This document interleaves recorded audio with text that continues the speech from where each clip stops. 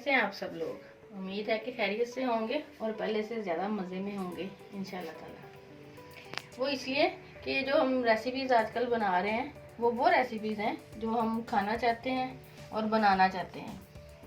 मुझे मेरी पहली रेसिपीज़ का फीडबैक मिला है आपसे, जो कि मुझे बड़ा अच्छा लगा है। खुशी हुई है मुझे कि आप लोग पसंद कर रहे हैं। ऐसी एक और आसान सी रेसिपी लेके मैं आज आई हूँ। ये है खुबानी की चटनी।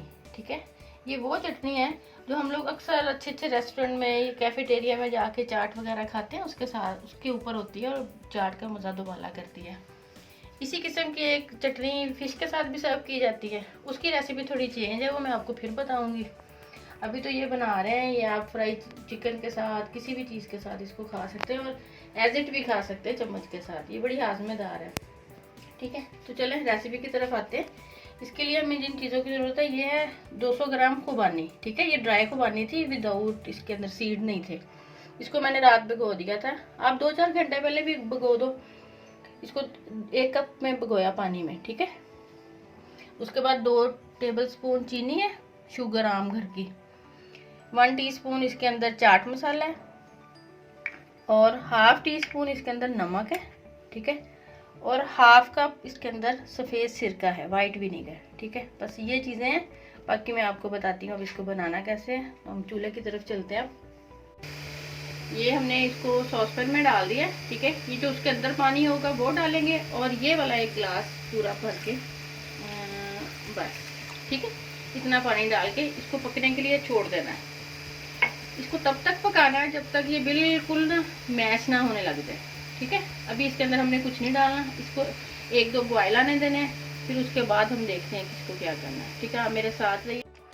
ये देखें जी, ये इस हालत में आ गई है। ठीक है, मेरे ख्याल 10 मिनट हमने इसको पकाया है और ये माशाल्लाह इस हालत में आ गई। अब इसके अंदर जा रहा है ये नमक। ठीक है, और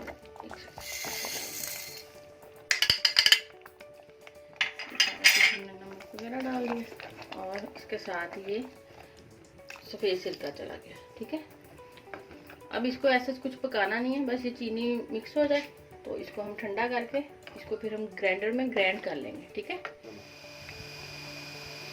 चलिए ये अब हमने इसको जग में डाल दिया, तो अब इसको हमने ग्राइंड करना है। ठीक है, ये थोड़ा शोर होगा।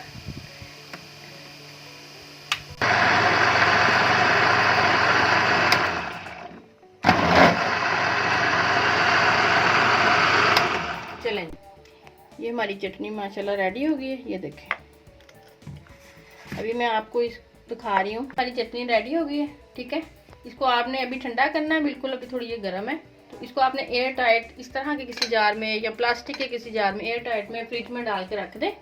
ये कम से कम 6 माह तक ख़राब नहीं होगी। कुछ करने की ज़रूरत नहीं है, बस इसमें गीला चम्मच आपने नहीं लगाना। ठीक है, और ये आपके हाजमे के लिए बहुत अच्छी चीज़ है।